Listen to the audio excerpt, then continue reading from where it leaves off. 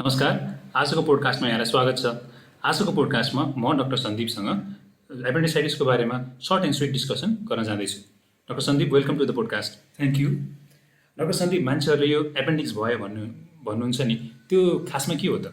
हजुर, खास एपेन्डिक्स होइन, एपेन्डिसाइटिस भयो भनेर भन्न खोज्नु भएको हो। एपेन्डिक्स पाक्यो भने चाहिँ एपेन्डिसाइटिस हुने हो। हजुर, त्यसो भए यो एपेन्डिक्स भन्ने चाहिँ अब हाम्रो शरीरको एउटा अङ्ग हो होइन? हजुर, कहाँ हुन्छ यो? यो चाहिँ एउटा आन्द्राको पार्ट हो। हाम्रो सानो आन्द्रा र ठुलो आन्द्राको झन्डै झन्डै बिच भागमा चाहिँ एउटा सानो औँला जत्रो आन्द्रा हुन्छ, त्यसलाई नै एपेन्डिक्स भनिन्छ। हजुर, अब यो एपेन्डिक्सको हाम्रो शरीरमा चाहिँ केही स्पेसल के काम छ? यसको के काम हो त एपेन्डिक्सको चाहिँ? खास एपेन्डिक्सको काम चाहिँ अहिलेसम्म पत्ता लगाए अनुसार चाहिँ टन्सिल जतिकै काम हो।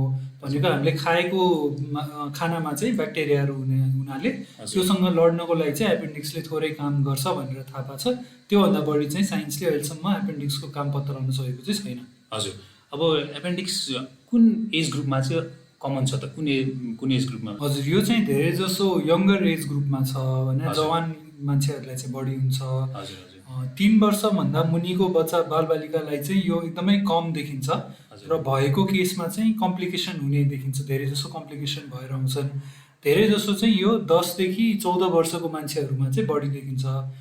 र के देखिएको छ भन्दाखेरि एपेन्डिसाइटिस लिएर आउने रोगीहरू चाहिँ धेरै जसो 70% चाहिँ 30 वर्षभन्दा मुनिको मान्छेहरू चाहिँ हुन्छन्।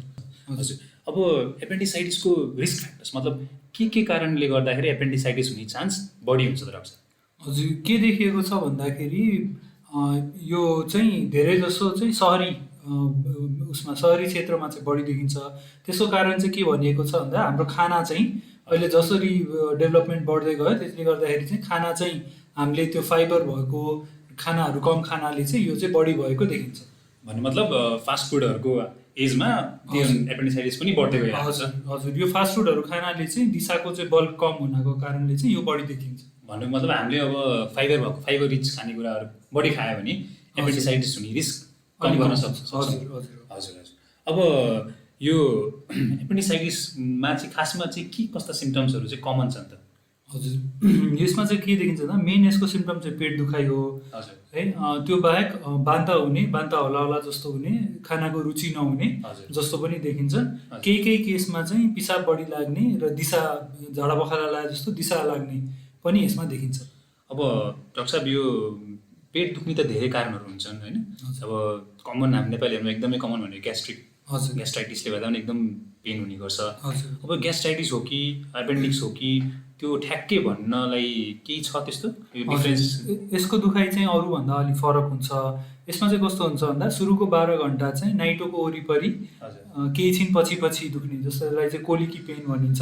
च्याप्प समात्या जस्तो दुख्ने, त्यसपछि एकैछिन ठिक हुने, फेरि एकछिन पछि दुख्ने, त्यस्तो हुन्छ सुरुको केसमा।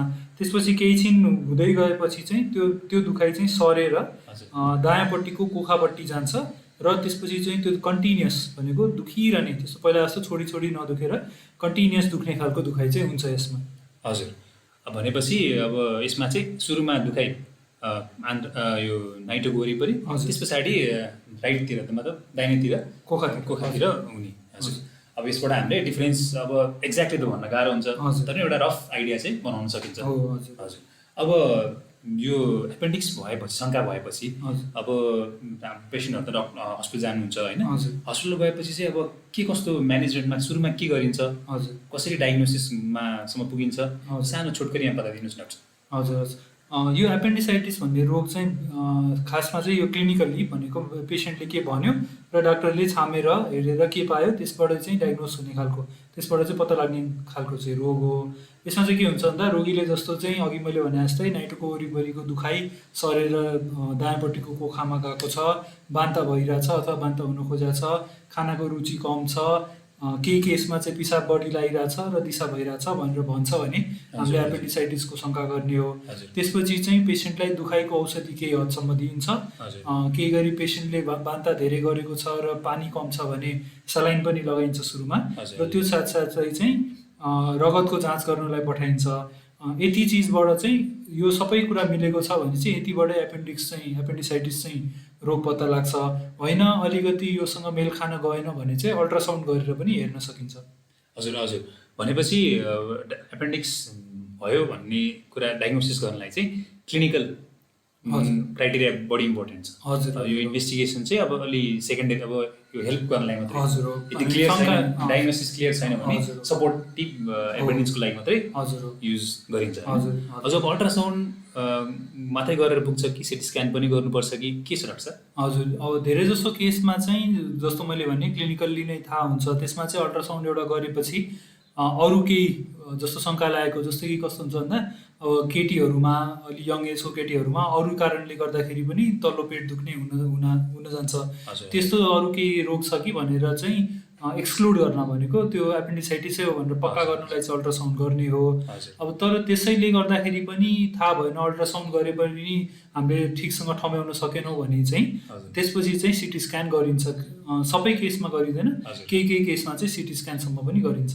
भनेपछि अब पेसेन्ट हस्पिटलमा पुगेपछि ब्लडको जाँच सँगसँगै अल्ट्रासाउन्ड चाहिँ गरिन्छ। सिटी स्क्यान चाहिँ केही केसमा मात्रै, शङ्का लागेको केसमा मात्रै, ठ्याक्कै ठम्याउन नसकेको केसमा मात्रै गरिन्छ।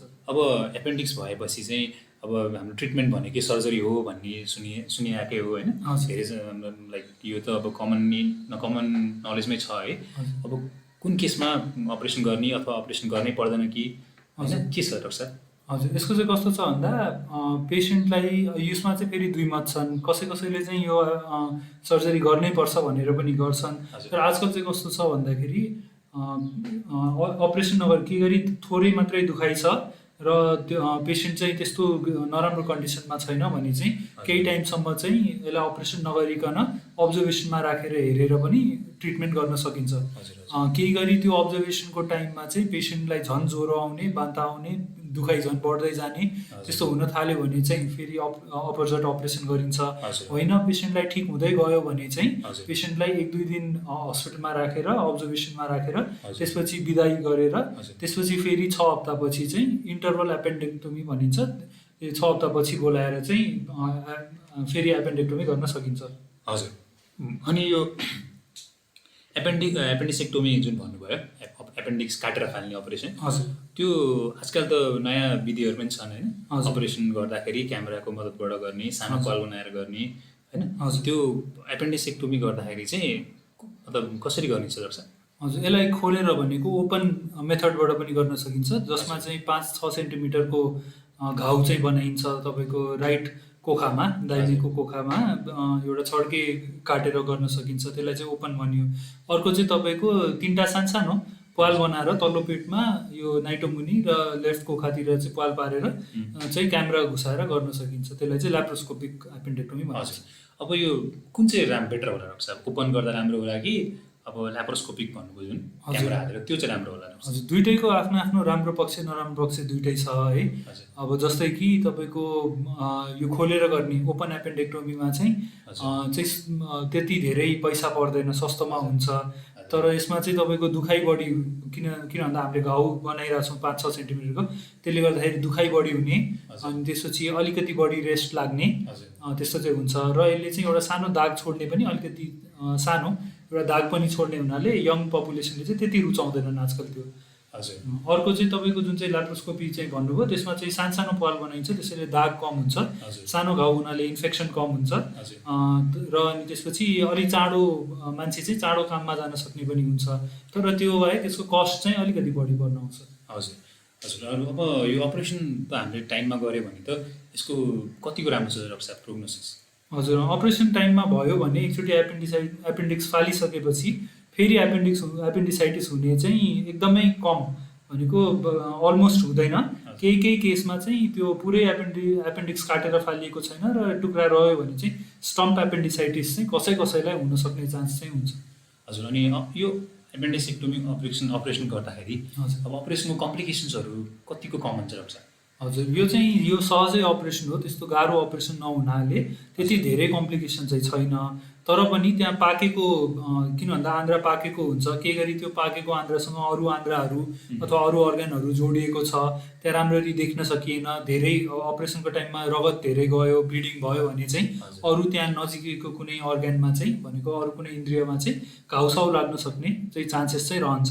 हजुर, अब यो अपरेसन टाइममा भएन र ट्रिटमेन्ट पेसेन्ट टाइममा पाउनु भएन भने चाहिँ कम्प्लिकेसन्सहरू के होला डाक्टर साहब? हजुर यसको चाहिँ मेन डरलाग्दो कम्प्लिकेसन भनेको चाहिँ त्यो पाकेको आन्द्रा फुटेर पेटभरि इन्फेक्सन फैलिने हो। हजुर। त्यसलाई चाहिँ जेनरल पेरिटोनाइटिस भनिन्छ, के गरी एपेन्डिक्स पर्फोरेसन विथ पेरिटोनाइटिस भनिन्छ। हजुर। त्यो बाहेक चाहिँ त्यो पाकेको आन्द्रासँग यो एपेन्डिक्ससँग अरू आन्द्रा टाँसेर डल्लो पर्ने हुनसक्छ, त्यसलाई चाहिँ एपेन्डिकुलर मास भनिन्छ। त्यो बाहेक त्यो पाकेको आन्द्रा चाहिँ को वरिपरि पिप जमेर हजुर। एउटा एब्सेस जसलाई भनिन्छ, पिप जमेर एपेन्डिकुलर एब्सेस पनि हुनसक्छ। हजुर। अब अपरेसन गरिसकेपछि हजुरहरूले पेसेन्टलाई डिस्चार्जको बेला के कस्ता एडभाइसहरू दिएर डिस्चार्ज गर्नुहुन्छ डाक्टर साहब? हजुर पेसेन्टलाई अब केही दिन चाहिँ त्यो दुखाइ जुन चाहिँ काटेको दुखाइ हुन्छ हजुर। त्यसको लागि औषधि दिइन्छ। हजुर। केही गरी भित्र कुनै त्यस्तो जस्तो एपेन्डिक्स चाहिँ फुटेको थिएन र त्यस्तो धेरै पाकेको थिएन भने चाहिँ एन्टिबायोटिक चाहिँदैन। हजुर। होइन अलिकति त्यो फुटेको थियो, अलिकति पिप थियो भने चाहिँ उसलाई 7 दिनको लागि एन्टिबायोटिक्स दिइन्छ। हजुर। र अनि बाँकी चाहिँ उसले आफ्नो नर्मल काम 1 दिन 2 दिन रेस्टपछि बाँकी नर्मल काम उसले रिज्युम गर्न सक्छ, बाँकी आफ्नो नर्मल काम गर्न सक्छ। हजुर। र त्यसपछि चाहिँ 15 दिनपछि चाहिँ एकचोटि भेट्न बोलाइन्छ। हजुर। हजुर। भनेपछि सानो अपरेसन हो, धेरै कम्प्लिकेसन भएन भने मान्छेहरू आफ्नो काममा चाँडै फर्किन सक्नुहुन्छ। हजुर। अब एक्सर्साइज गर्ने नगर्ने, भारी सामान उठाउने नउठाउने के छ डाक्टर साहब अपरेसनपछि? हजुर त्यो 2 दिनको रेस्टपछि उहाँहरूले आफ्नो नर्मल काम गर्न सक्छन्। हजुर। र त्यो एक्सर्साइजहरूसँग कुनै पनि यसको छैन। ठिक छ। हजुर आजको कार्यक्रममा आउनुभयो, धेरै धेरै धन्यवाद। अब फ्युचरमा पनि हजुरसँग अरू टपिकमा डिस्कसन गर्ने नै छौँ। आजको लागि बिदा माग्दछु। हजुर धन्यवाद।